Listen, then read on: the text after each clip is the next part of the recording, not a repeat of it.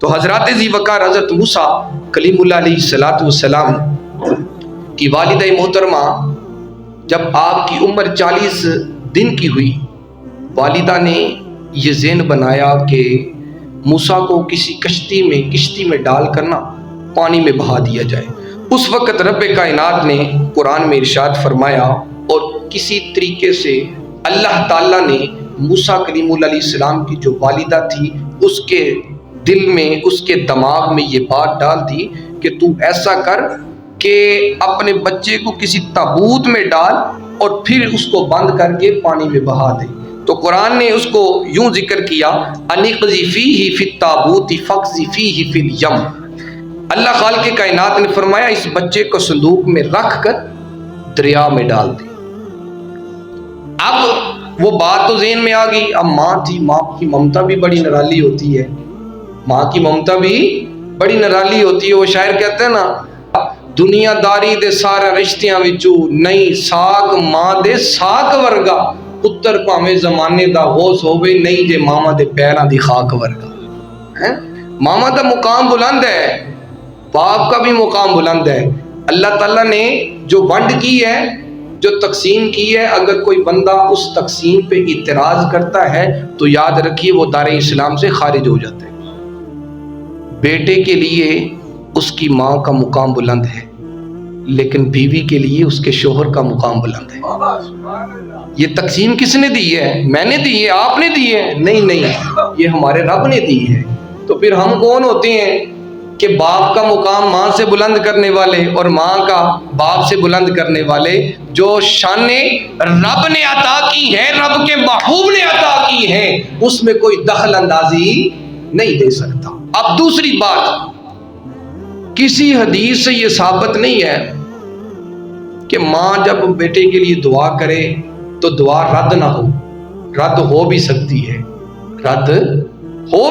ہے، لیکن جب باپ اپنے بیٹے کے لیے، اپنی اولاد کے لیے اللہ کی بارگاہ میں ہاتھ اٹھاتا ہے، رب باپ کی دعا رد نہیں کرتا۔ اب یہاں مقام کس کو دیا؟ رب نے باپ کو بھی عطا کیا۔ ماں کی ممتا بہت اعلیٰ ہے، لیکن ماں کو جو مقام ملا وہ بھی باپ کے صدقے ملا ہے، ایسے نہیں ملا ہے۔ تو حضرت موسیٰ کلیم اللہ علیہ السلام کا ماں نے جو پلان بنایا، ذہن میں خیال کیا، تو جب ماں پریشان ہوئی کہ اگر اس کو بہا دیا کیا بنے گا، تو اسی وقت رب نے فرمایا وَلَا تَخَافِي، رب فرماتا نہ ڈر، وَلَا تَحْزَنِي، اور نہ غم کر۔ آپ فرمایا اِنَّا رَادُوهُ إِلَيْكِ وَجَاعِلُوهُ مِنَ الْمُرْسَلِينَ، بے شک ہم اسے تیرے پاس پھر لائیں گے اور پھر اسے رسول بھی بنائیں گے، نبوت کا تاج بھی اس کے سر پہ سجائیں گے۔ اس آیہ مبارکہ کا مفہوم یہ ہے کہ اللہ تعالیٰ نے موسیٰ کلیم اللہ علیہ السلام کی والدہ محترمہ کو یہ بتایا کہ غم نہ کر، پریشان نہ ہو، اس واسطے کہ ایک وقت آئے گا تو اینو دودھ پلا تے تابوت وچ بند کر کے تے پانی وچ بہا دے، تے رب فرماندا ہے اسیں دی حفاظت کرنا لے، میں دی حفاظت کراں گا۔ پھر ایک وقت آئے گا پھر تیرے کول موسیٰ آوے گا، تو اینو اپنی گود وچ بٹھائیں گی، دودھ پلائیں گی۔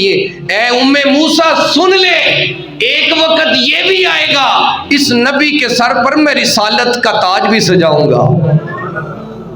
صرف یہاں بات مکمل نہیں کی، بلکہ کہا رسالت کا تاج بھی سجاؤں گا۔ اب رب نے جو موسیٰ علیہ السلام کو کمالات عطا کرنے تھے، جو معجزات عطا کرنے تھے، وہ تو اب بچپن میں ہی جو ہے وہ ظاہر ہونے لگ پڑے۔ جس طرح کہ موسیٰ علیہ السلام کو بہن مریم نے جلتے ہوئے تندور میں ڈالا، آپ اس میں بھی سلامت رہے، یہ آپ کا معجزہ تھا۔ جسے اللہ رکھے اسے کون چکھے، اس نقصان نہیں پہنچا سکتا۔ تو حضرات ذی وقار حضرت موسیٰ کلیم اللہ علیہ السلام کی والدہ محترمہ جب اس تابوت میں ڈال کر آپ کو پانی میں بہایا، دریائے نیل میں ڈال دیا،